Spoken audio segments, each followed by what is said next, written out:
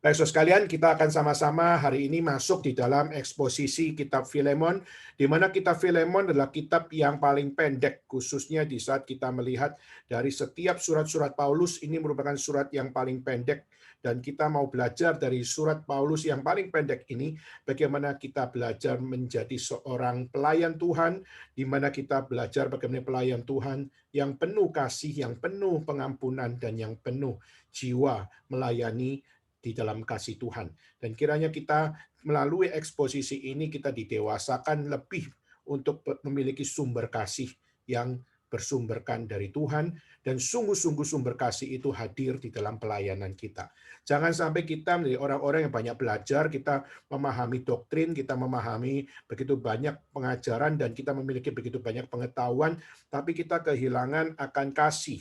Nah, tadi pagi saya membahas tentang eksposisi Kolose, di mana kita melihat bagaimana Paulus mengatakan kepada jemaat Kolose, di mana jemaat Kolose dirintis sama seorang awam, di mana orang awam, Epafras adalah seorang awam, di mana Epafras mengajarkan kepada jemaat Kolose tentang the gospel of Christ.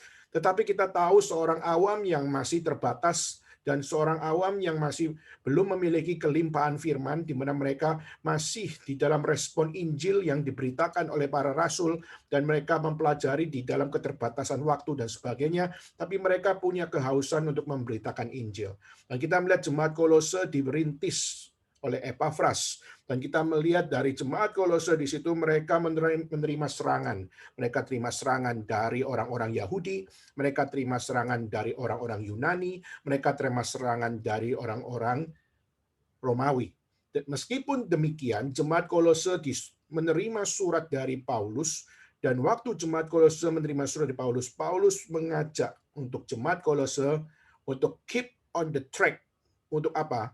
To believe the supremacy of Christ. Tetap untuk berfokus kepada apa yang menjadi keutamaan Kristus. Tetap berfokus kepada apa yang namanya keunikan Kristus, dan tetap berfokus kepada keilahian Kristus, dan tetap berfokus kepada kemanusiaan Kristus, dan tetap berfokus kepada apa yang berada di dalam kebenaran Kristus. Nah, ini menjadi satu hal yang kita lihat, apa yang terjadi khusus di jemaat Kolose ini memberikan kepada kita satu dalil bahwa apa?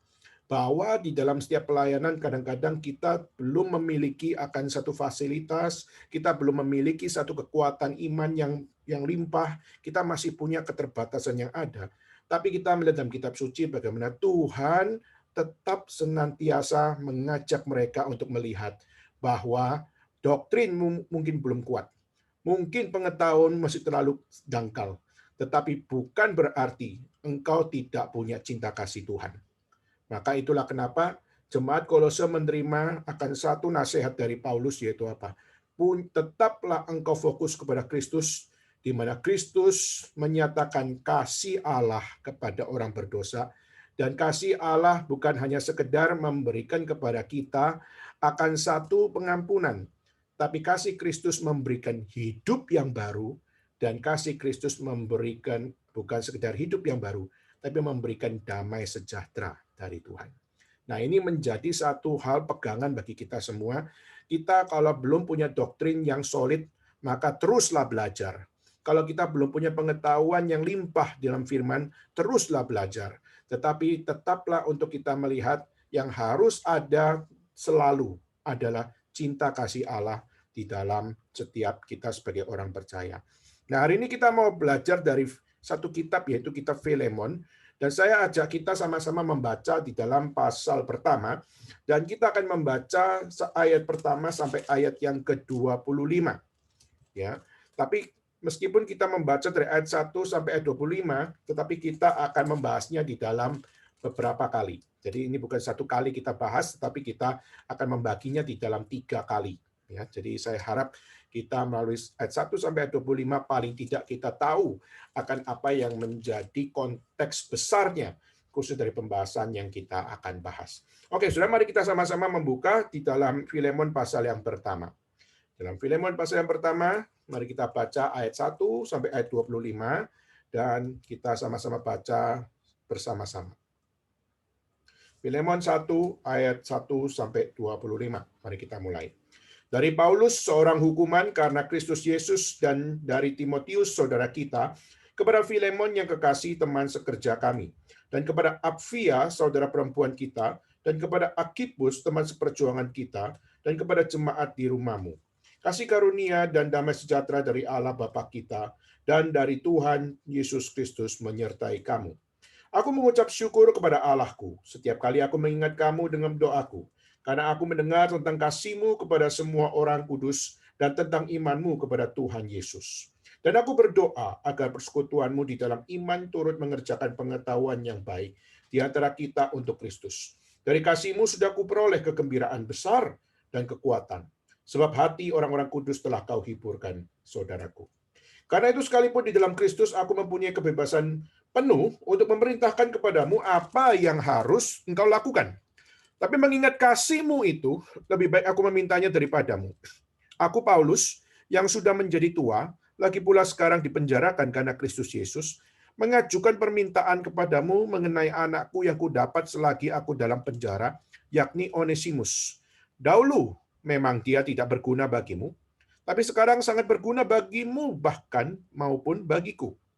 Dia kusuruh kembali kepadamu, dia yaitu buah hatiku. Sebenarnya aku ingin mau menahan dia di sini sebagai gantimu untuk melayani aku selama aku dipenjarakan karena Injil. Tapi tanpa persetujuanmu aku tidak mau berbuat sesuatu supaya yang baik itu jangan engkau lakukan seolah-olah dengan paksa, melainkan dengan sukarela. Sebab mungkin karena itulah ia dipisahkan sejenak daripadamu, supaya engkau dapat menerimanya untuk selama-lamanya. Bukan lagi sebagai hamba, melainkan lebih daripada hamba, yaitu sebagai saudara yang kekasih. Bagimu sudah demikian, apalagi bagimu baik secara manusia maupun di dalam Tuhan. Kalau engkau menganggap aku teman seimanmu, terimalah dia seperti aku sendiri. Dan kalau dia sudah merugikan engkau, ataupun berhutang padamu, tanggungkanlah semuanya itu kepadaku. Aku, Paulus, menjaminnya dengan tulisan tanganku sendiri. Aku akan membayarnya agar jangan kukatakan tanggungkanlah semuanya itu kepadamu, karena engkau berhutang padaku, yaitu dirimu sendiri. Ya, saudaraku, semoga kamu berguna bagiku di dalam Tuhan. Hiburkanlah hatiku di dalam Kristus, dan percaya kepada ketaatanmu, kutuliskan ini kepadamu. Aku tahu lebih daripada permintaanku ini akan kau lakukan. Dalam pada itu, bersedialah juga memberikan tumpangan kepadaku, karena aku harap oleh doamu, aku akan dikembalikan kepadamu. Salam kepadamu dari Epafras, temanku sepenjara karena Kristus Yesus, dan dari Markus, Aristarkus, Demas, dan Lukas, teman sekerjaku. Kasih karunia Tuhan Yesus Kristus menyertai roh kamu. Sekian pembacaan firman Tuhan pada hari ini. Maka hari ini kita akan lebih fokus kepada konteks penulisan dari surat Filemon. Jadi sekali lagi, surat Filemon adalah surat Paulus yang ditujukan kepada seorang bernama Filemon di Kolose. Jadi kita tadi sudah tahu bahwa Kolose adalah satu kota di mana sebenarnya adalah kota yang tidak terlalu penting, tapi justru di kota itu kita melihat terintislah akan satu jemaat, dan di mana di jemaat disitulah kita melihat bagaimana mereka di dalam keterbatasan akan pengajaran, di dalam keterbatasan tentang pengetahuan, dan keterbatasan di dalam pelayanan. Namun kita melihat Tuhan memakai orang awam untuk melayani Tuhan. Tuhan memakai orang-orang yang bukan full timer sebagai hamba Tuhan, tapi mereka belajar bagaimana mengerjakan pekerjaan Tuhan. Nah, surat-surat Paulus ini adalah surat yang terpendek yang pernah dia tuliskan. Dan surat panjang atau pendeknya surat bukan berarti kasih sayang kepada jemaat itu adalah kasih sayang yang tidak limpah kepada mereka. Jadi sebenarnya cinta kasih Paulus kepada jemaat bukan diukur dari panjang pendeknya surat, tapi justru kita harus melihat muatan apa yang ada di dalam surat tersebut. Maka kita melihat sebenarnya secara general kita akan melihat bahwa message dari kitab Filemon adalah bicara tentang bagaimana yang sudah rusak bisa direconcile, bisa mengalami reconciliation, bisa mengalami akan satu hal, hubungan yang sudah retak masih bisa dibangun dan masih bisa dipadukan dan masih bisa disatukan. Nah, ini menjadi satu general message khususnya dari surat ini. Tapi paling tidak kita perlu untuk melihat konteksnya, dan kita bisa belajar dari konteksnya, dan kita perlu bisa memahami teologi of love yang ada pada Paulus. Teologi of love yang diajarkan oleh Paulus. Dan teologi of forgiveness yang muncul di dalam teologi Paulus. Nah, saya percaya teologi cinta kasih dari Paulus ini juga bisa menjadi sebuah pelajaran, khususnya kita mengerti dalam Pauline Theology on Love, bahwa setiap kebenaran itu harus bersandarkan atau harus bersumberkan pada cinta kasih. Nah, ini yang perlu menjadi dasar kita untuk memahami setiap apa yang tersirat di sini. Oke, Saudara, kita akan mulai dengan satu setting di mana Paulus menuliskan surat ini dari konteks penjara. Jadi dia berada di dalam penjara, apalagi ayat pertama dengan jelas dikatakan dari Paulus seorang hukuman. Jadi dengan jelas dia menyatakan bahwa saya adalah seorang hukuman. Saya berada di dalam penjara dan saya sedang mengalami suffering, saya sedang mengalami akan satu hal karena Injil, karena Kristus. Aku dipenjarakan. Nah, saudara, ini adalah sesuatu fakta. Orang yang melayani Tuhan tidak selalu berada di dalam setting tempat yang selalu aman atau selalu nyaman, tapi kadang-kadang harus rela berada di dalam tempat yang paling unexpectable. Ya, maka ini menjadi satu konteks. Paulus bukan orang gagal di dalam hidupnya, tetapi kita melihat bagaimana dia di dalam melayani Tuhan, dia harus rela berada di tempat yang paling aman, tapi dia juga harus rela berada dalam tempat yang paling tidak aman. Nah, Paulus menulis surat ini dalam konteks penjara. Bahkan kita melihat di ayat 1 dikatakan dia seorang hukuman. Lalu kalau kita lihat di ayat 23, dikatakan, salam kepadamu dari Epafras, teman sepenjara. Berarti kita melihat bagaimana dia sungguh-sungguh di penjara dan ada saksinya bahwa dia dipenjarakan bersama dengan Epafras. Nah, Saudara, Epafras kenapa bisa berada di penjara? Kalau itu kita bisa melihatnya di dalam konteks Kolose.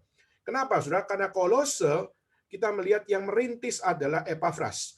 Paulus tidak pernah mampir ke Kolose. Jadi Kolose tidak pernah didatangi oleh Paulus. Jadi meskipun Paulus menuliskan surat Kolose, tapi Paulus tidak pernah menginjakkan kaki di Kolose. Tetapi Saudara, Epafraslah yang memulai. Epafraslah yang mengajar. Dan Epafraslah yang memberitakan Injil. Dan Epafraslah yang melihat buah pelayanannya. Nah, Saudara, dan waktu Epafras mengerjakan semuanya itu, dia diserang oleh begitu banyak kalangan, baik dari Yunani, baik dari Yahudi, baik dari Romawi, dan serangan-serangan yang ada, akhirnya membuat Epafras mengambil keputusan untuk meninggalkan Kolose, mencari Paulus, untuk bagaimana belajar, bagaimana menghadapi setiap tantangan-tantangan yang ada. Maka Epafras pergi ke Roma. Dan pergi ke Roma ngapain? Pergi ke Roma adalah untuk menawarkan diri supaya saya bisa mendampingi akan Paulus yang ada di dalam penjara. Nah, ini adalah satu konteks. Jadi Epafras sepenjara dengan Paulus bukan karena Epafras memang dipenjarakan, tapi justru Epafras dengan volunteer, secara volunteer, dia memberikan dirinya untuk mendampingi Paulus, karena Paulus usianya sudah tua, maka bagaimana dia volunteer untuk masuk penjara, untuk menolong, dan juga untuk bagaimana membantu, dan bahkan dia juga mau belajar dari Paulus, untuk supaya apa? Supaya nantinya pada saat setelah selesai, maka Epafras mau kembali ke Kolose dan memberikan pengajaran dan mau memberikan kekuatan kepada jemaat yang ada di Kolose. Jadi kita bisa melihat hal ini, yaitu Paulus menuliskan surat ini, settingnya adalah di penjara, di mana ayat 1 dan ayat 23 memberikan kekuatan di dalam argumen bahwa Paulus sungguh-sungguh adalah seorang rasul yang dipenjarakan dan dia menuliskan surat-surat kepada jemaat-jemaat dari penjara. Nah, tentu saja kalau kita mau bicara tentang Paulus bukanlah seorang yang gagal di dalam hidup duniawinya. Waktu kita lihat Paulus sebelum bertobat, dia adalah orang yang tanda kutip kita lihat secara kekayaan dia mapan, secara prestasi dia sangat dihormati, dan juga secara pelayanan dia sangat direspek, dan dia memiliki double citizenship. Dia adalah seorang Yahudi, tapi dia juga seorang Yunani. Seorang Romawi. Jadi akhirnya kita melihat bagaimana dia memiliki dual citizenship. Dan di dalam dual citizenship itu dia dihormati oleh orang-orang Yunani, dia dihormati oleh orang-orang Yahudi. Apalagi orang-orang Yahudi juga melihat bagaimana dia adalah seorang petinggi dari satu sekte namanya sekte Sanhedrin. Jadi ini adalah satu kelebihan bagi diri Paulus. Tapi akhirnya kita tahu melalui peristiwa Damsik, ya, melalui peristiwa Damsik akhirnya kita melihat Tuhan memanggil Paulus, semuanya akhirnya ditinggalkan, semua kemapanan ditinggalkan, semua prestasi ditinggalkan, semua yang begitu limpah itu ditinggalkan hanya untuk meresponi Tuhan punya panggilan. Nah, saudara, itulah kenapa panggilan Tuhan kepada rasul, panggilan Tuhan kepada setiap orang yang mau dipakai oleh jadi hamba Tuhan, ini adalah panggilan yang sangat-sangat misterius, tetapi panggilan misterius itulah panggilan yang harus ada pada orang-orang yang memang Tuhan mau pakai. Itulah kenapa tadi kita mendoakan untuk retreat khusus dari SCTRII adalah karena kita tahu bahwa panggilan Tuhan kepada setiap orang, khususnya menjadi hamba Tuhan, itu adalah satu panggilan yang misterius. Sebenarnya panggilan yang misterius itu hanya diketahui oleh diri orang yang dipanggil dan siapa yang memanggil. Jadi panggilan misterius itu bukan diketahui oleh orang lain dari luar, tapi sebenarnya yang memperoleh keyakinan untuk saya adalah orang dipanggil oleh Tuhan, itu adalah yang memanggil dan yang dipanggil. Maka itulah saudara, mungkin orang akan menertawakan engkau, mungkin orang akan meragukan engkau, dan mungkin akan membuat kita goncang dan sebagainya, tetapi justru kita melihat panggilan Tuhan yang diberikan secara misterius kepada orang-orang yang mau dipakai Tuhan. Mereka adalah orang-orang yang harus meyakini di saat Tuhan memanggil dan kita yang dipanggil. Maka di situ adalah satu hal, komitmen yang kita terima adalah kita harus melihat segala sesuatu ini adalah benar adanya. Jadi, waktu kita menerima panggilan Tuhan, kita tidak bisa berkata bahwa panggilan ini boleh untuk diragukan. Panggilan ini boleh untuk kita nyatakan tidak berlaku. Atau panggilan ini boleh kita katakan sebagai panggilan yang tidak relevan dan sebagainya. Saudara, itu adalah hal yang sangat tidak menghormati di Tuhan yang memanggil dan tidak menghormati khususnya panggilan yang hadir di dalam hidup kita. Apa yang saya maksud di sini adalah kalau kita belum yakin dengan panggilan Tuhan, kita bukan berkata saya tidak mau dipanggil Tuhan. Tapi kita perlu, kalau memang kita sedang bergumul, yang perlu kita lakukan adalah kita menguji panggilan itu. Bukan kita berkata no, tapi justru kita menguji panggilan itu. Apakah panggilan itu adalah panggilan yang sungguh-sungguh membawa saya di jalan ini, atau Tuhan mau memimpin saya untuk masuk di dalam jalan yang Tuhan persiapkan di tempat yang lain. Saudara, itu adalah satu hal yang berbeda. Tetapi panggilan Tuhan dan kita yang dipanggil, saudara hanyalah orang-orang yang paling tahu apa yang sudah Tuhan kerjakan. Tinggal tugas kita adalah bagaimana menguji panggilan tersebut. Bagaimana kita menguji akan diri kita di dalam meresponi panggilan tersebut. Nah, saudara, saya kembali. Saya mau kembali kepada satu hal di mana Paulus, dia adalah seorang yang sudah punya kemapanan, yang sudah punya prestasi, yang sudah punya segala sesuatu. Tapi waktu Tuhan memanggil, dan panggilan itu adalah panggilan yang sebenarnya kalau kita melihat very clear, yaitu apa? Yaitu akulah Yesus yang engkau aniaya. Dan di situ akhirnya kita melihat Paulus bertobat. Dan waktu Paulus bertobat, akhirnya dia menyerahkan hidupnya, sehingga orang dunia melihat Paulus seperti orang bodoh. Kenapa harus menukar segala kedudukan, segala kemapanan, segala prestasi untuk Tuhan? Saudara, tetapi waktu kita melihat Paulus meninggalkan semuanya itu, orang-orang menertawakan, oh Paulus, engkau masuk penjara, melayani Tuhan, kamu dirajam batu, kamu diusir sana-sini. Dan kita melihat seakan meninggalkan setiap kemapanan itu kayaknya kagak worth it, luar biasa. Tapi saudara, sampai kita melihat akhir hidup dia, kita melihat kasih karunia Tuhan sungguh-sungguh hadir di dalam hidup Paulus, yaitu jemaat-jemaat yang dia pernah datangi maupun jemaat-jemaat yang dia tidak pernah datangi, mereka mendapatkan akan satu anugerah dari Tuhan melalui pelayanan Paulus. Jadi pelayanan Paulus adalah satu pelayanan yang bagaimana? Satu pelayanan yang kita lihat unexpectable juga. Jadi satu sisi kita melihat Paulus tidak pernah injakkan kaki, tapi dia pun jadi berkat bagi orang-orang di mana dia tidak pernah injakkan kaki. Nah, saudara, maka kita perlu belajar dari Paulus, di mana Paulus menyerahkan semuanya hanya untuk mengikut Tuhan. Seperti ajaran Yesus waktu bertemu dengan pemuda yang kaya di dalam kitab Injil.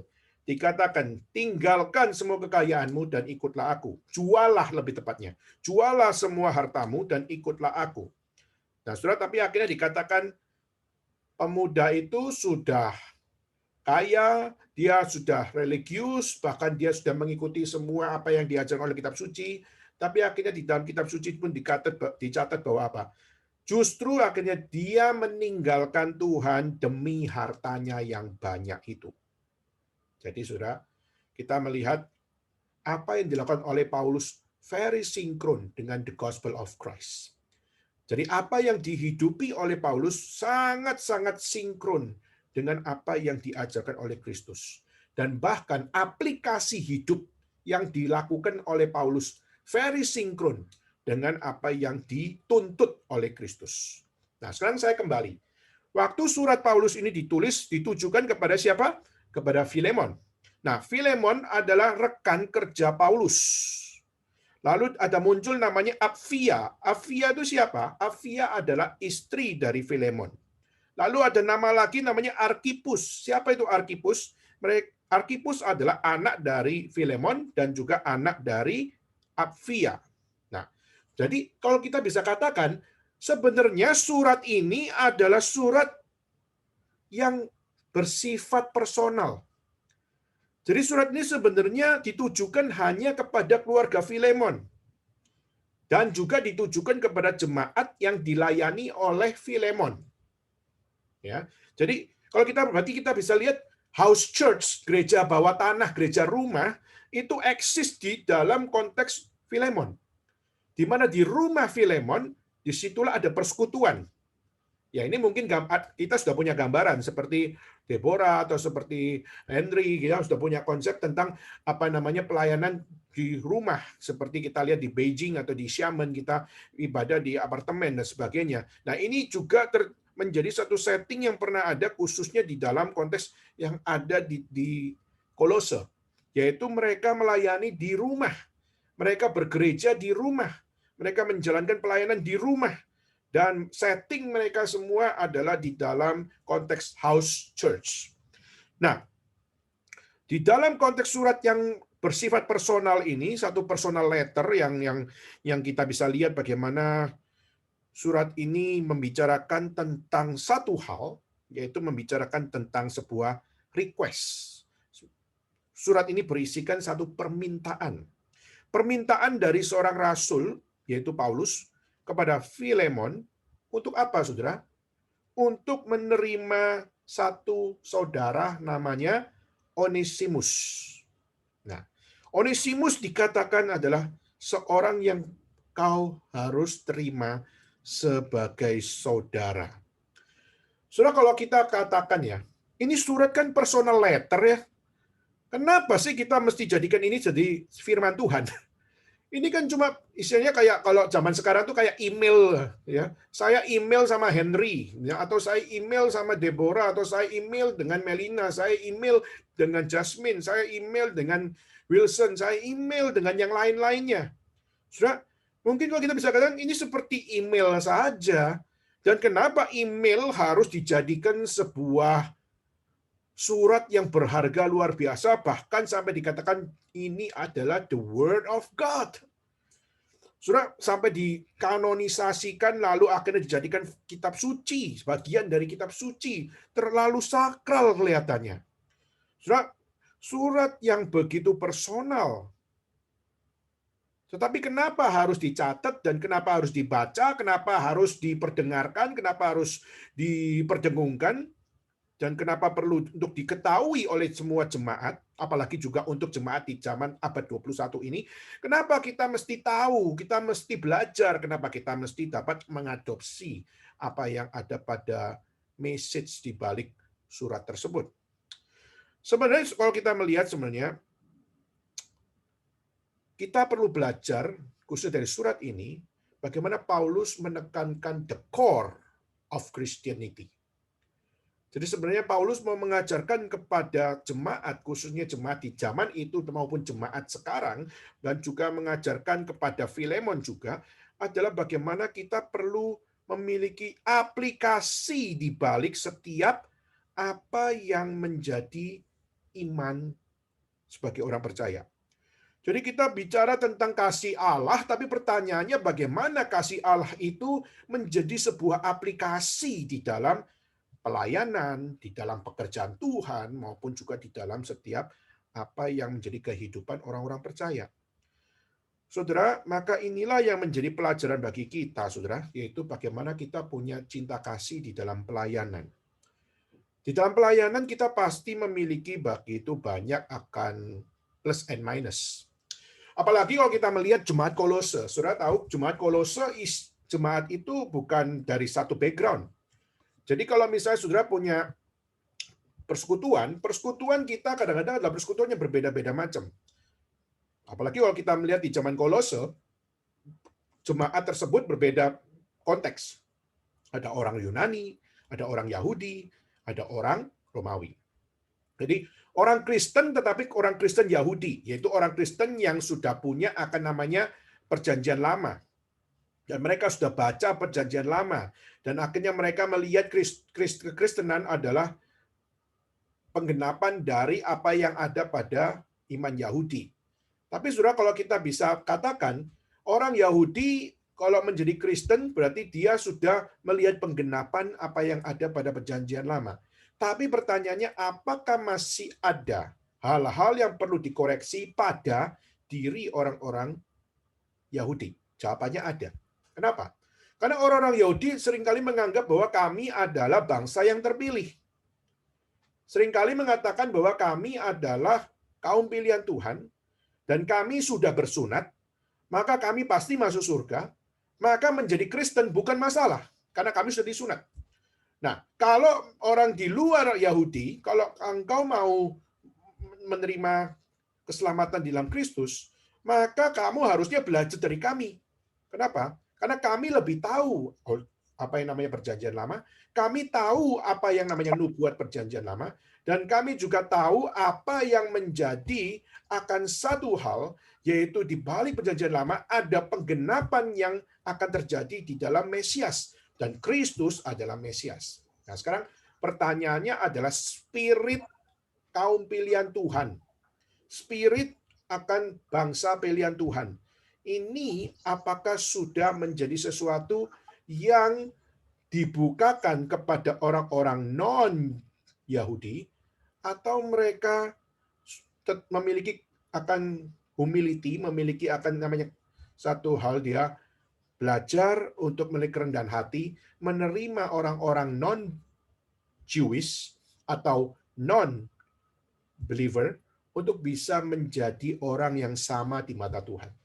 Nah, problemnya adalah orang Yahudi, mereka justru punya akan superiority, ya, menganggap bahwa kami ini orang yang first class. Sehingga akhirnya kita melihat orang yang first class menjadi orang yang memiliki kesombongan rohani. Nah, itu yang terjadi.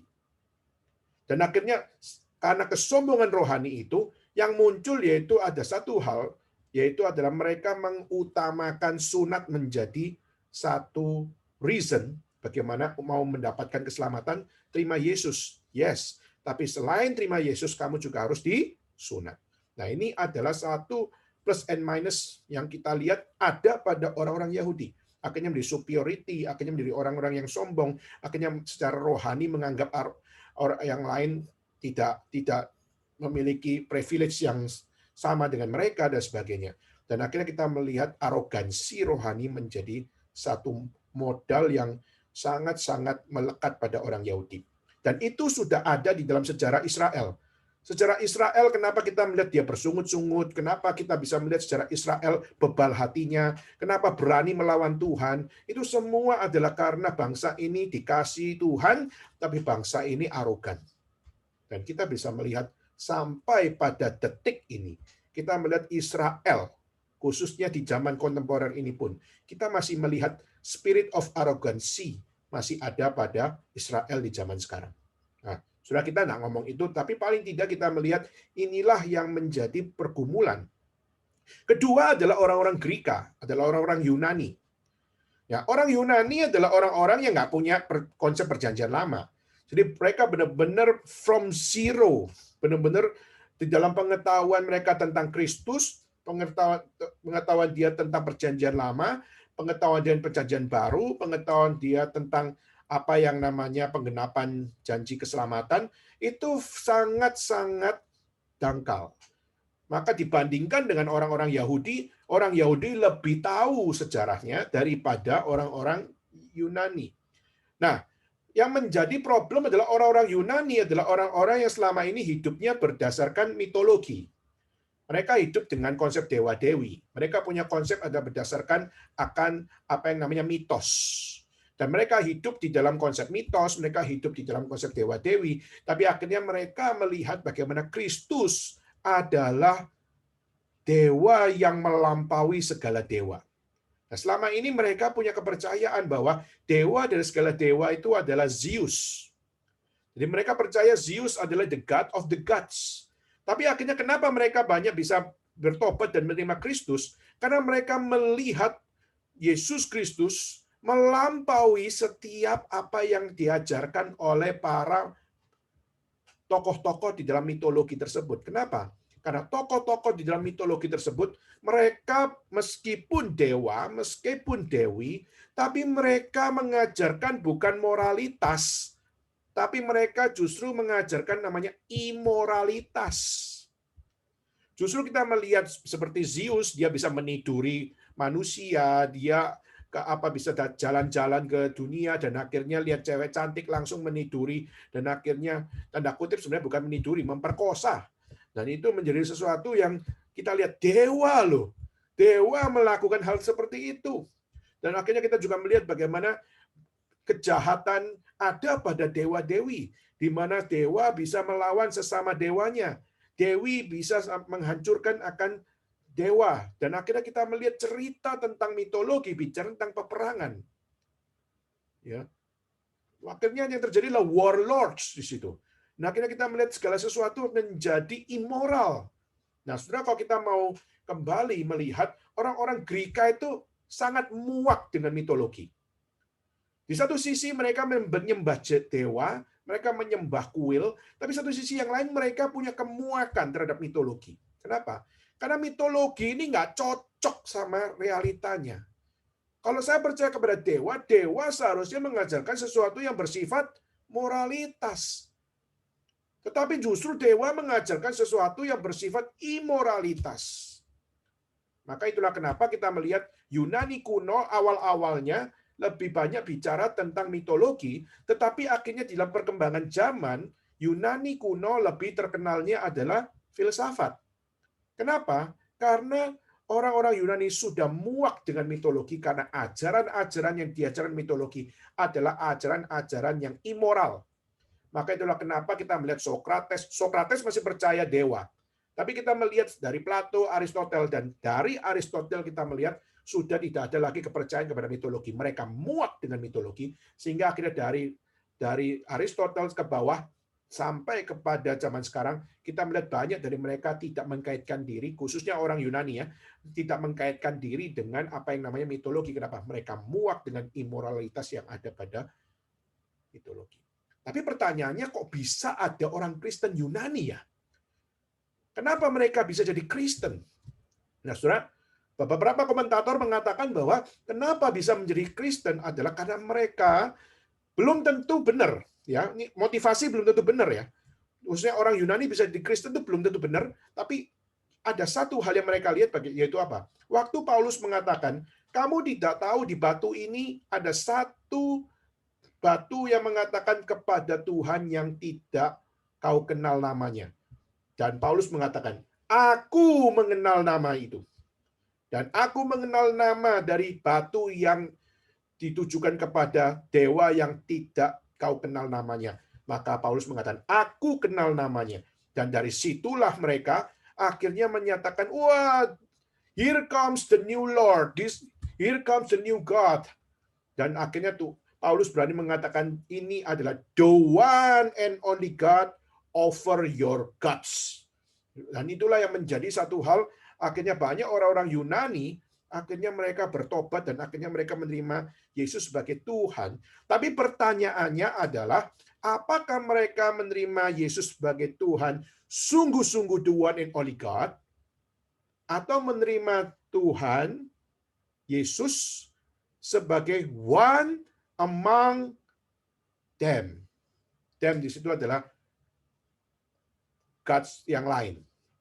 Nah, saudara, maka kita akhirnya harus menerima realita bahwa tidak semua orang Yunani yang menjadi Kristen, mereka betul-betul menerima Kristus sebagai the one and only God. Tapi kita melihat juga ada yang dari mereka akhirnya satu sisi mereka percaya Yesus, tapi mereka juga jajan ke kuil-kuil yang lain. Dan itu kita bisa melihat di dalam kitab Galatia. Galatia itu waktu menerima ajaran sesat dari Yudaizer, lalu juga menerima ajaran sesat dari kelompok-kelompok Yunani, mereka juga menunjukkan realita bahwa apa? Sebagian dari kamu tidak setia. Kenapa? Karena engkau mengikuti kesesatan orang Yudaizer, tapi engkau juga mengikuti kesesatan orang-orang Yunani, yaitu apa? Pergi ke kuil, dan untuk apa? Untuk menikmati seks bakti yang ada pada kuil Artemis. Kenapa? Di kuil Artemis, kalau kamu mau disucikan, kamu harus melakukan hubungan seks bakti di kuil di situ, dan waktu engkau berhubungan seks bakti di sana, maka kamu akan menerima akan apa yang namanya kekudusan. Pengudusan, sanctification. Jadi sanctification-nya adalah dengan kamu dipuaskan seksmu, tapi pemuasan itu adalah pemuasan yang suci dari dewa melalui perawan-perawan yang ada pada kuil tersebut. Nah, saudara, ya siapa nggak mau, saudara? Kalau kita jadi Kristen ya, hidup kudus tuh kayak kita harus menyangkal diri, pikul salib. Aduh ya ampun lah. Gimana kita mau menghidupi satu kehidupan dengan menyangkal diri? Melelahkan loh menyangkal diri itu. Melelahkan loh pikul salib itu. Aduh, teologi of suffering lagi mengikut Kristus. Tapi kalau kita lihat mengikuti dewa-dewa itu teologi kenikmatan itu. Teologi of enjoyment. Enjoyment-nya adalah enjoyment with lust. Dengan pelampiasan nafsu dan sebagainya. Nah, saudara, maka itulah kenapa kita melihat masih ada konteks bagaimana orang-orang Yunani yang menjadi Kristen, tapi mereka masih terbuka kepada mitologi-mitologi. Mereka masih jajan dengan kuil-kuil yang ada di tempat mereka. Dan saudara, di dalam konteks seperti ini, mereka masih jajan, sehingga akhirnya orang-orang seperti Yahudi, mereka menganggap apa? Wah, ini inferior nih. Ini kelas rohani bodoh.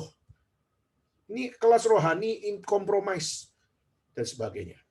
Nah, kita melihat peperangan ini terjadi, saudara. Bukan peperangan, lebih tepatnya adalah gesekannya, konflik. Kenapa? Karena culture ini belum sempurna. Dan akhirnya kita melihat ketidaksempurnaan orang lain, akhirnya menjadi sesuatu yang terus diasah, terus digesek, terus semakin digosok, semakin sip, istilah gitu ya. Akhirnya apa? Jadi relasi itu menjadi dalam satu komunitas, tapi semakin tajam. Nah, saudara, kemarin saya kemarin ada kelas pranikah. Saya sedang ada satu pasangan, yang satu dari Guangzhou, satu dari Tokyo. Dan satu pasangan ini mereka sudah long distance cukup lama, dan saudara, kemarin saya juga mengatakan bahwa apa?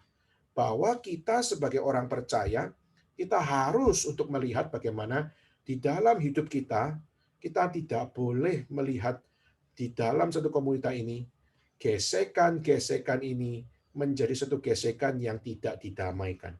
Harus ada pintu damai. Tapi pertanyaannya, pintu damai harus di atas otoritas siapa? Maka keluarga, suami, istri, semua mau menyelesaikan konflik. Tidak bisa tidak, kalian harus setuju kepada satu otoritas. Pertanyaannya, kalian bisa setuju kepada otoritas siapa? Di mana otoritas untuk tahu benar dan salah yang kalian setujui bersama? Kalau yang laki mewujudkan egonya sendiri, yang cewek juga menunjukkan egonya sendiri, ya nggak pernah selesai. Maka kalau semuanya kembali kepada satu otoritas yang sama, dan setuju kepada otoritas yang sama, maka waktu menghadapi setiap konflik dan sebagainya, penyelesaian sudah ada pada otoritas yang sama, ya, yang mereka setujui. Nah, saya mengatakan kita letakkan kepada siapa? Maka itulah kenapa iman kekristenan adalah satu-satunya patokan yang berpusat kepada Kristus yang harus menjadi patokan di dalam menghadapi setiap konflik. Dan kemarin adalah bicara tentang pernikahan. Tapi hari ini kita bicara tentang pelayanan. Nah, saudara, kadang-kadang kita pelayanan ketemu nggak orang-orang nyebelin gitu ya, ketemu orang-orang yang kadang-kadang ini orang nggak ada angin, nggak ada apa, kenapa bisa dislike sama gua ya? Dan kadang-kadang kita bisa merasa bahwa apa? Kita ini mau punya sincere heart loh. Kita mau punya hati yang jujur melayani Tuhan loh. Tapi kadang-kadang kok susah ya bisa melayani dengan hati yang jujur. Kenapa? Karena banyak orang-orang yang nggak jujur sekeliling kita. Dan seringkali itu yang membuat kita akhirnya nggak bisa punya satu sincere heart untuk apa?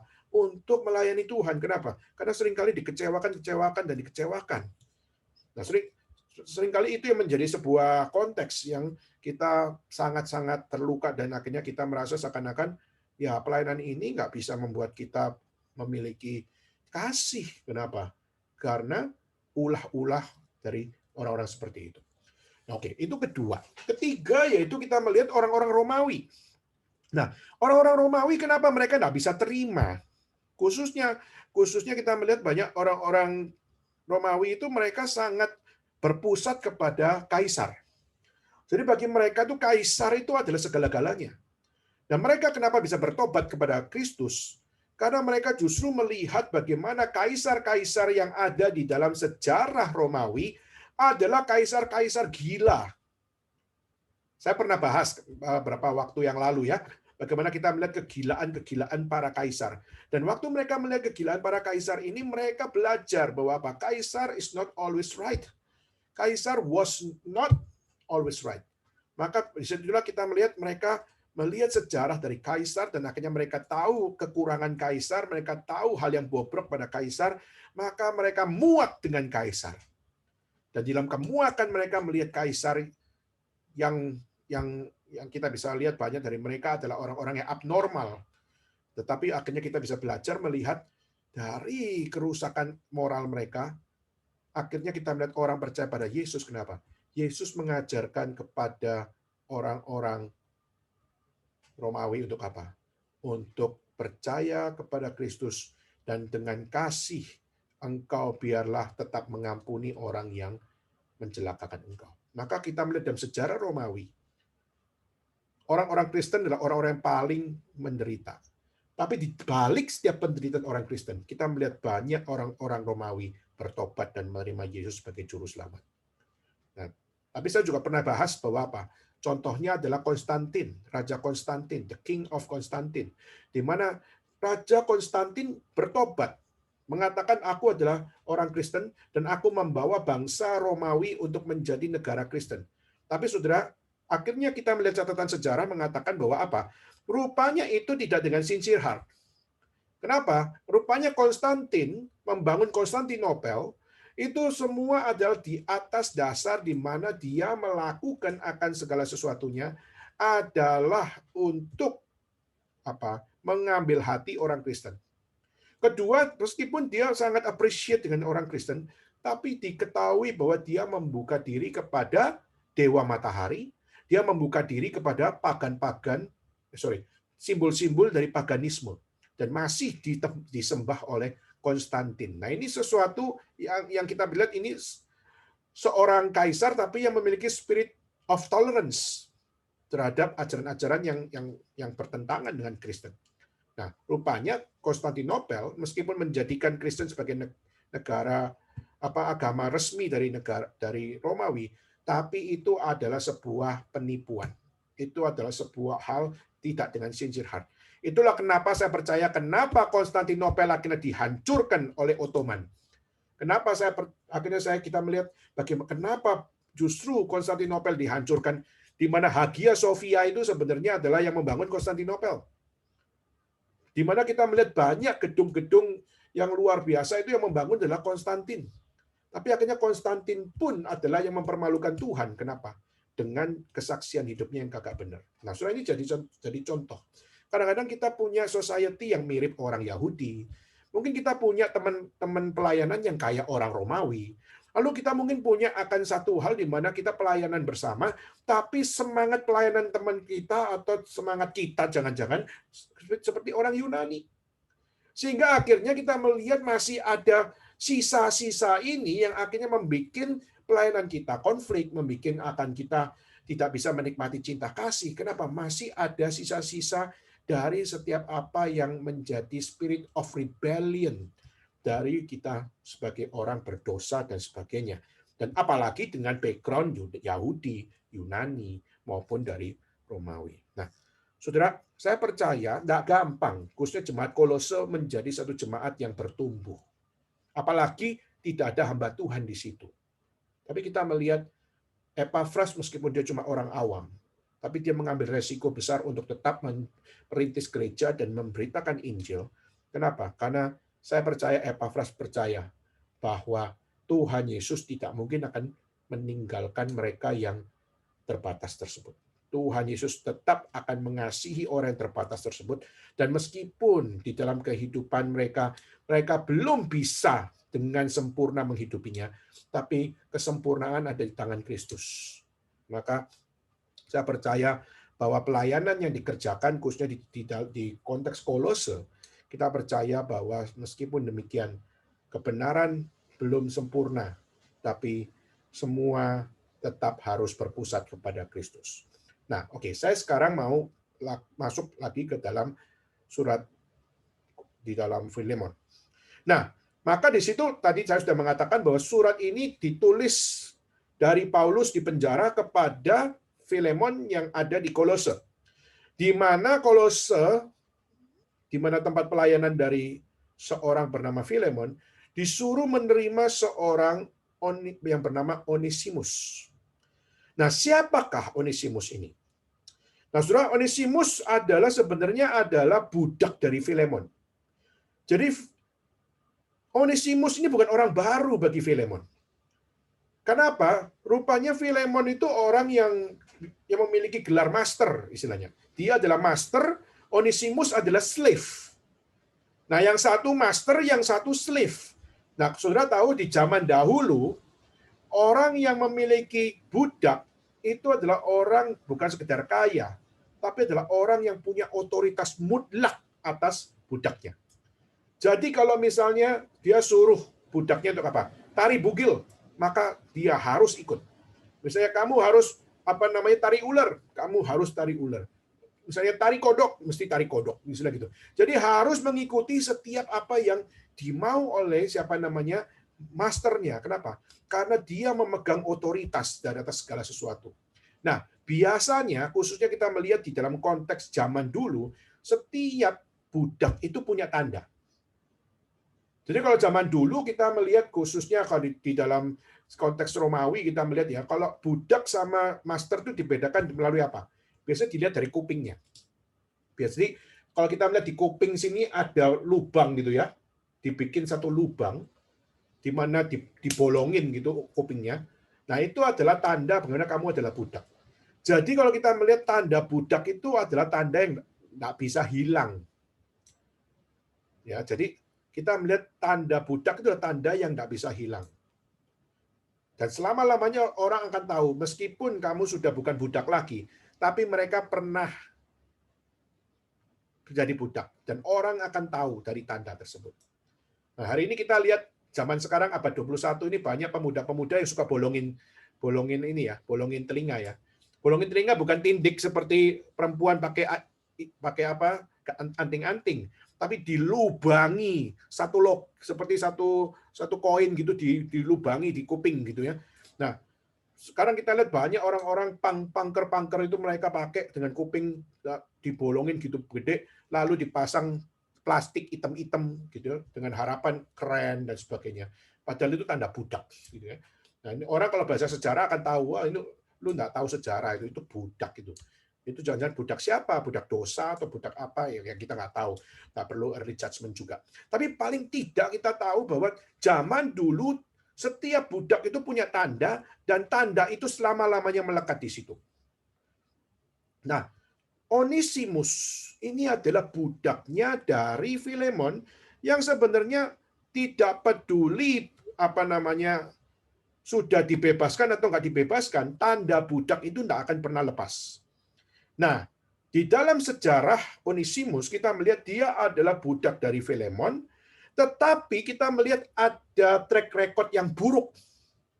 Ada track record yang buruk pada Onesimus, budak ini. Rupanya ini budak nakal, saudara. Jadi budak yang pemberontak, budak yang melarikan diri. Kenapa?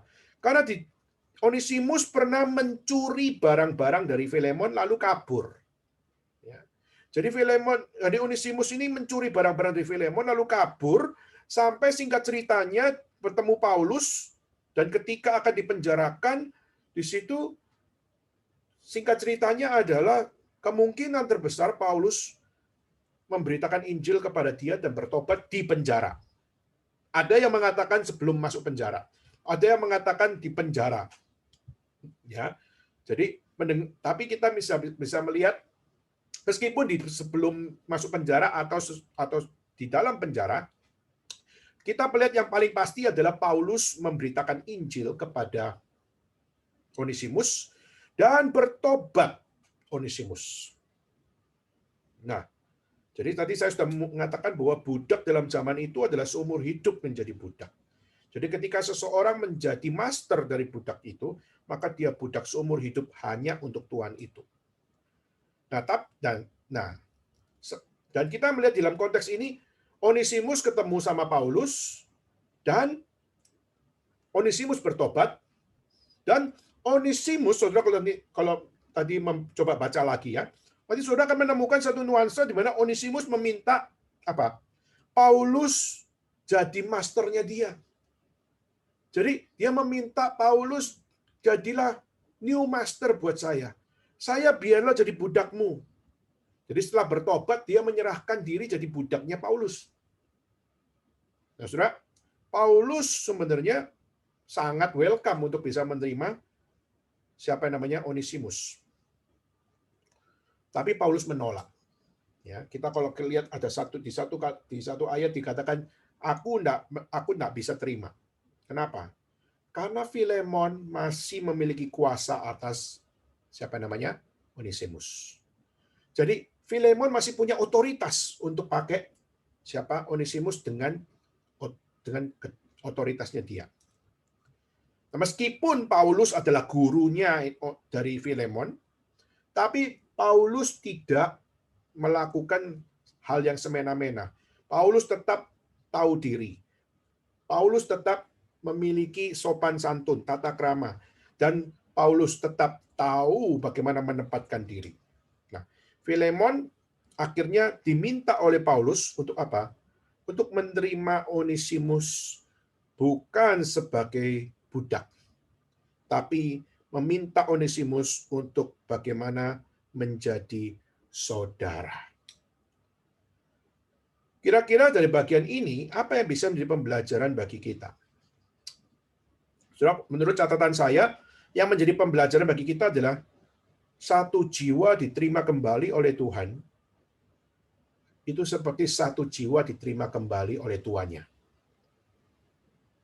Jadi seperti Onesimus diterima oleh Filemon, disitulah kita seperti orang berdosa yang diterima oleh Tuhan, yang diampuni oleh Tuhan, yang diberikan second chance oleh Tuhan, yang diberikan akan satu hal di mana kita menerima sebuah keselamatan dari Tuhan.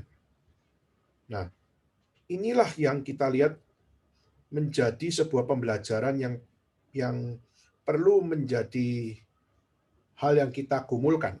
Ya. Tentu saja, saudara, di sini bukan cuma Filemon yang bergumul untuk menerima Onesimus, tapi kita percaya bahwa ini juga ada pergumulan Onesimus juga. Kenapa? Karena Onesimus juga tahu diri, aku seorang hamba yang sudah mencuri dan aku sudah melarikan diri. Nah sekarang suruh bertemu lagi dengan siapa yang namanya Filemon, pasti dia merasa tidak layak. Dia pasti merasa tidak layak dan dia merasa, aduh Tuhan bisa selamatkan orang lain, kenapa saya diselamatkan? Lalu dia juga merasa Filemon adalah tuanku dan aku sudah melarikan diri. Sekarang aku suruh balik lagi dan meminta dia menjadikan aku saudaranya dia. Waduh, saya pasti akan dipenggal kepala. Saudara, maka Paulus kenapa meminta kepada siapa yang namanya Filemon? Karena Tuhan yang mengubah Filemon adalah Tuhan yang juga mengubah Onesimus. Filemon dulu meskipun dia orang kaya, tetapi dia tidak punya Kristus. Sedangkan sekarang Filemon sudah punya Kristus. Kau harus tahu, Onesimus dia bukan orang kaya seperti kamu. Tapi Kristus menjadi relevan untuk dia mengubah Filemon. Mengubah Onesimus. Nah, saudara, maka ini perlu kelapangan dada untuk mengampuni, kelapangan dada untuk menerima, dan punya kelapangan dada untuk memberikan sebuah spirit of brotherhood. Untuk apa? Menerima brother in Christ, menerima sister in Christ. Apapun yang menjadi konflik dan kelebihan dan kekurangannya, kita belajar bagaimana menerima dia sebagai orang yang dikasihi oleh Tuhan. Tentu saja dalam pelayanan kita nggak bisa cocok sama semua orang. Kita di dalam kita berelasi dengan orang-orang satu keluarga aja kita bisa nggak cocok kok. Gimana kita bisa dalam satu gereja bisa cocok dengan semua orang? Saya yakin dan percaya kita nggak bisa cocok dengan semua orang. Tapi di dalam Kristus, kita bersama-sama di dalam akan apa yang namanya kasih Kristus. Maka disitulah kuncinya kita yang berbeda-beda, kita yang sangat berpotensi untuk bergesekan, berkonflik, dan sebagainya. Kita bisa berada di dalam damai sejahtera Tuhan. Hanya berpusat pada Kristus saja, maka semuanya itu bisa possible. Ya. Jadi kalau Filemon saja bisa diubah sama Tuhan, maka Paulus menantang, Tuhan juga bisa mengubah Onesimus. Nah, saudara, di dalam sejarah akhirnya kita menemukan bahwa ada seorang bishop namanya Ignatius, ya. Bishop yang namanya Ignatius menuliskan surat kepada satu bishop yang namanya Onesimus. Nah, ini ada catatan sejarah yang menunjukkan Onesimus rupanya akhirnya menjadi bishop. Wah, luar biasa, saudara. Seorang budak bisa jadi bishop. Kita melihat seperti Agustinus, itu seks maniak, tapi bisa jadi bishop. Dan kita melihat orang yang nggak berguna dulunya bisa jadi bishop. Nah, saudara, maka Tuhan mau mengajarkan apa kepada kita, khususnya di dalam spirit pelayanan, di dalam teologi pelayanan, khususnya kita belajar dari kitab ini adalah Tuhan mau mengajarkan kita bahwa God can change everyone. Tuhan bisa mengubah siapa saja. Paulus dirubah, Filemon dirubah, dan Tuhan juga bisa merubah Onesimus. Nah, menjadi sebuah picture bagi kita, sebuah cermin bagi kita, kalau Tuhan bisa merubah Paulus, Tuhan bisa merubah Filemon, Tuhan bisa merubah Onesimus, berarti Tuhan juga bisa merubah saudara dan saya. Maka karena Tuhan bisa merubah saudara dan saya, maka kenapa kita tidak minta Dia untuk memberikan akan satu anugerah untuk kita bisa berubah di dalam Dia. Maka setiap orang bisa diubah oleh Kristus. Nah, itu pertanyaan pertama, yaitu mau nggak kita dirubah? Itu pertanyaan pertama. Pertanyaan kedua adalah, bisa nggak kita menerima orang-orang yang dirubah sama Tuhan? Bisa nggak kita membuka diri dengan lapang dada menerima orang-orang yang memang Tuhan ubahkan hidupnya, dan memang di dalam rencana Tuhan, Tuhan mau pakai mereka, tapi kita bersama-sama dengan Dia. Saudara, maka kita sangat perlu memiliki sebuah pembelajaran, yaitu bagaimana kita punya kelapangan dada di dalam kasih Kristus, dalam damai sejahtera Tuhan, untuk kita bisa melayani bersama dengan orang-orang yang mungkin memberikan dampak yang secara manusia kita uncomfortable, tetapi di dalam kasih Kristus dan di dalam damai sejahtera Kristus, kita menerima comfortable-nya dari Tuhan, bukan dari orang tersebut. Orang tersebut mungkin masih menjengkelkan, masih memberikan akan hal yang kurang nyaman bagi kita. Tapi paling enggak kita masih bisa mencicipi nikmatnya melayani Tuhan, nikmatnya kasih Tuhan, nikmatnya damai sejahtera Tuhan. Ya, nah, saudara, maka ini menjadi satu hal kenapa surat ini ditujukan kepada jemaat yang ada di rumah Filemon. Saya percaya Paulus mengapa membuka surat personal letter ini kepada publik. Kenapa personal letter ini di-open dengan satu area yang lebih luas? Saya percaya adalah karena Paulus mau mengajarkan kepada jemaat yang ada di rumahnya Filemon, supaya kita bisa melihat bahwa semua sama di mata Tuhan. Hei orang Yahudi, orang Yunani, orang Romawi, di mata Tuhan kamu sama. Kamu butuh diubah sama Tuhan. Kamu butuh untuk memiliki cinta kasih Tuhan. Kau butuh menikmati damai sejahtera Tuhan. Church is for the sinners. Gereja bukan orang suci. Gereja itu adalah untuk orang-orang berdosa. Maka justru orang di dalam gereja sepatutnya lah adalah orang-orang berdosa. Dan orang-orang berdosa yang ada di dalam gereja adalah orang-orang yang membutuhkan pengubahan Tuhan. Dan maka jangan kaget di gereja banyak orang-orang brengsek. Maka jangan kaget di gereja banyak orang-orang yang memicu konflik. Jangan kaget di gereja banyak orang-orang yang masih lemah iman, yang masih goncang iman dan sebagainya, bahkan jatuh di dalam dosa. Kenapa? Church is for the sinners. Maka gereja adalah tempat orang-orang berdosa menerima kebenaran Tuhan, menerima firman Tuhan, menerima pengubahan Tuhan, dan sebagainya. Dan dalam hal ini, dari kitab ini, hari ini kita fokus kepada satu tema, yaitu apa? God can change everyone. Tuhan bisa rubah Paulus, Tuhan bisa rubah Filemon, Tuhan bisa rubah Onesimus, dan Tuhan bisa rubah kalian. Tuhan bisa rubah saya. Nah, saudara, dalam hal seperti ini, maka kita perlu memiliki sebuah hasrat. Gimana dengan kita sebagai orang-orang yang hidup di dalam dunia sekuler?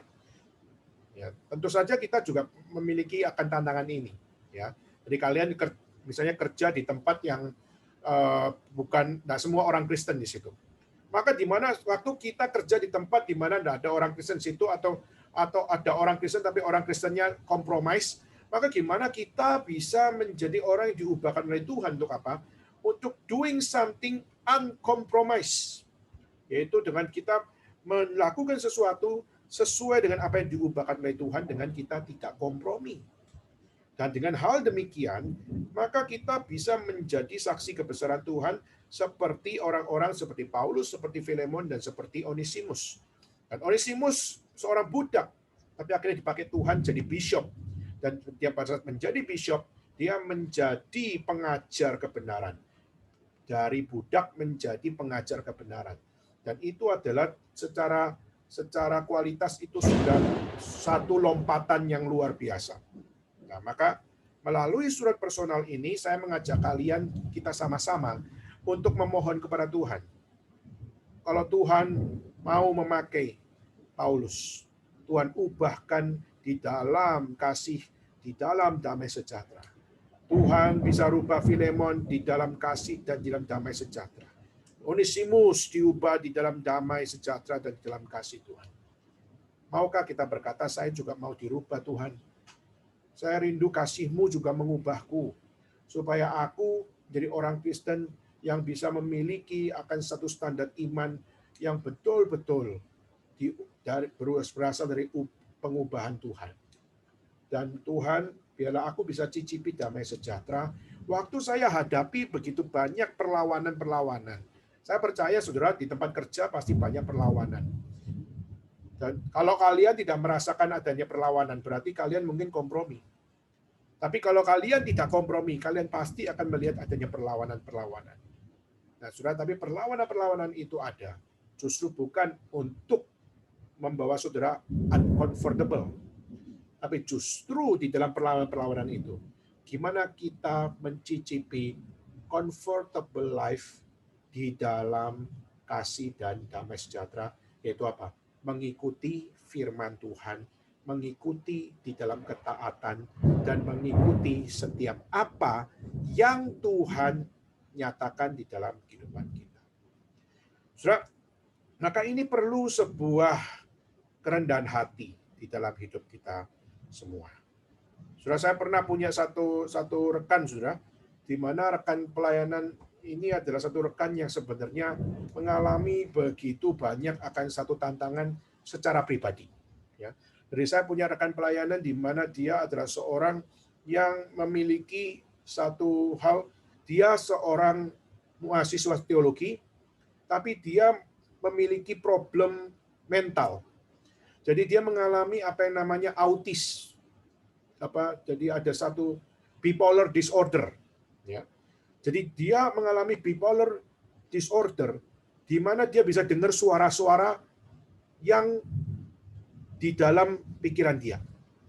Jadi misalnya dia sempat melayani bersama dengan saya, jadi pernah melayani di Guangzhou, pernah melayani juga di Taiwan. Nah, pernah dia cerita sama saya yaitu apa? Saya paling takut itu khotbah. Kenapa? Karena waktu saya khotbah di atas mimbar, saya khotbah di hadapan misalnya 50 orang gitu ya. Dan saya waktu khotbah saya harus konsentrasi kepada khotbah saya. Kenapa? Karena waktu saya berkhotbah, saya mendengar 50 suara. Loh, bisa bayangin ya. Waktu khotbah kita berusaha fokus, tiba-tiba saudara dengar ada 50 suara yang mengguncingkan engkau untuk menyatakan firman Tuhan. Wah, saya sangat salut sama orang ini. Dia berusaha melawan setiap apa yang namanya suara-suara 50 suara itu. Padahal dia dengan jujur, dia aku mau memberitakan Injil, aku mau berkhotbah, aku mau untuk menyatakan Injil Tuhan. Nah, saudara, tetapi jemaat tak tahu apa pergumulan dia kan. Maka di dalam perjalanan dia khotbah, kadang-kadang dia terputus, kadang-kadang terputus. Kenapa? Karena dia harus menghadapi bipolar disorder tersebut. Sudah pertama mungkin kita mengatakan, ini khotbah nggak nyambung semua ini. Tapi waktu akhirnya saya tanya, kenapa kamu? Pergumulan apa kamu di mimbar? Akhirnya dia cerita, saya dengar 50 suara. Saya langsung salut dengan apa? Kamu orang hebat. Kamu berusaha lawan. Meskipun secara performance kami membaca atau mendengar khotbahmu itu terputus-putus. Kenapa? Karena semuanya itu nggak nyambung seakan-akan. Tapi perjuanganmu melawan bipolar disordermu dengan kamu di dalam Tuhan untuk tetap fokus kepada Injil yang kamu mau beritakan. Wah, ini suatu hal yang besar. Maka saya bilang bahwa apa? Setiap kali kamu mau khotbah, saya akan berdoa untuk kamu. Setiap kali kamu mau berkhotbah, saya akan mengingat kamu. Dan setiap kali kamu berkhotbah, saya akan dengan mati-matian mendoakan kamu. Dan dia langsung merasa apa? Dia merasa senang luar biasa. Rupanya kenapa? Rupanya aku tidak sendirian. Yang bipolar disorder aku, tetapi yang mendukung aku bukan cuma aku, tapi juga ada Kodan. Dan waktu itu dia mengatakan bahwa Kodan tolong doakan saya, tolong doakan saya. Dan setiap kali pada saat dia pernah satu kali dia berkhotbah, saya berdoa sungguh-sungguh. Dan Tuhan sungguh-sungguh pakai doa tersebut. Akhirnya dia dapat berkhotbah dengan baik. Meskipun ada beberapa terputus. Tapi dia mengatakan bahwa saya terus fokus.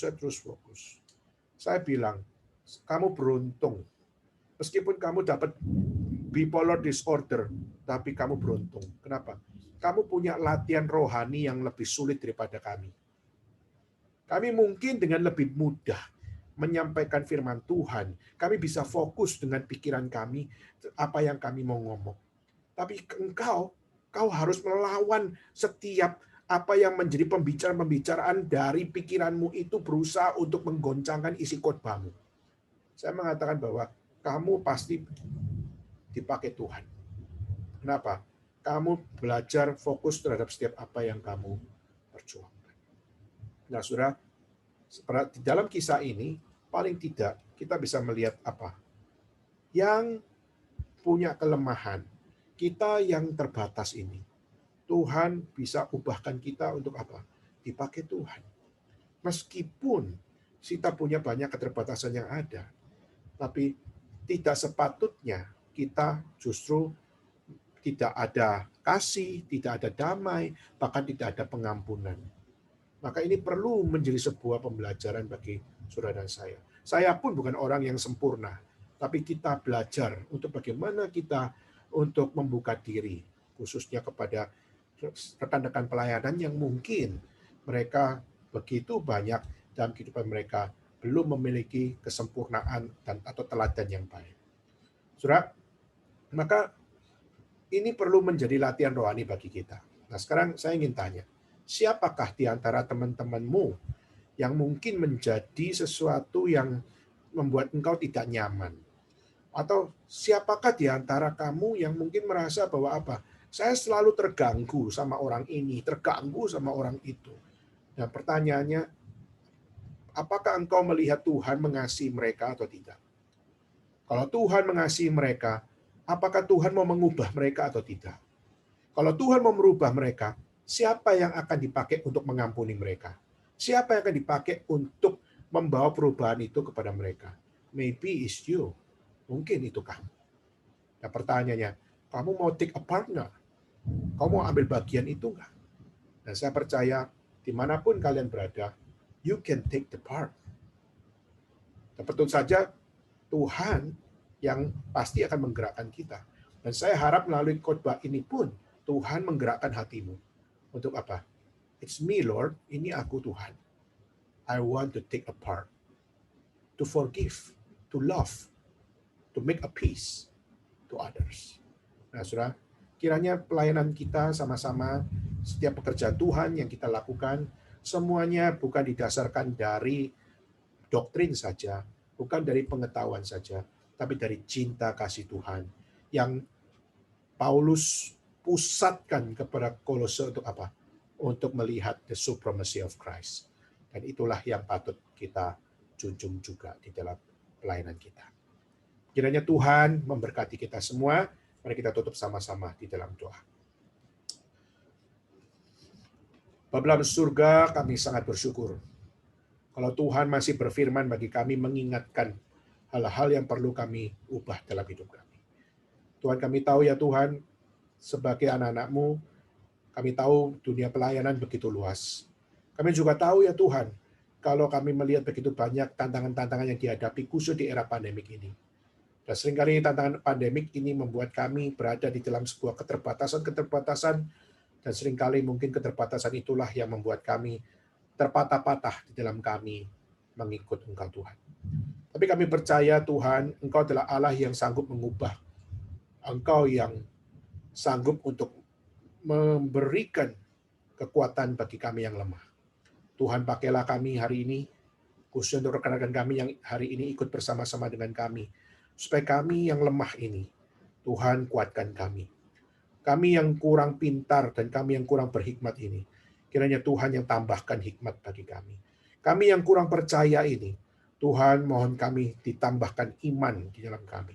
Dan kami yang kurang untuk bekerja bagi Tuhan, kami mohon Tuhan tambahkan kuasa untuk kami mau bisa dipakai Tuhan melayani Tuhan. Inilah doa seru kami ya Tuhan. Kami mendoakan untuk teman-teman kami, baik mereka yang ada di seminari hari ini, maupun teman-teman kami yang ada di tempat kerja, maupun mereka yang berada di dalam instansi-instansi, maupun mereka yang berada di tempat lain. Kami berdoa ya Tuhan, supaya Tuhan yang menjaga mereka semua, dan kami juga rindu cinta-Mu, kasih-Mu, dan juga pengampunan-Mu, dan juga akan damai sejahtera-Mu. Kiranya hadir di dalam kehidupan mereka, sehingga kerohanian mereka terus bertumbuh, kerohanian mereka makin cinta Tuhan, kerohanian mereka makin memuliakan Tuhan. Inilah doa seru kami ya Tuhan, kami sangat memohon campur tangan Tuhan di dalam hidup kami. Kami serahkan waktu kami ke depan tangan Tuhan, kami bersyukur dan berterima kasih. Di dalam nama Yesus Kristus, kami bersama-sama berdoa dan bersyukur. Amin. Bapa terima kasih. Bapa terima kasih. Bapa di dalam surga, puji terima kasih.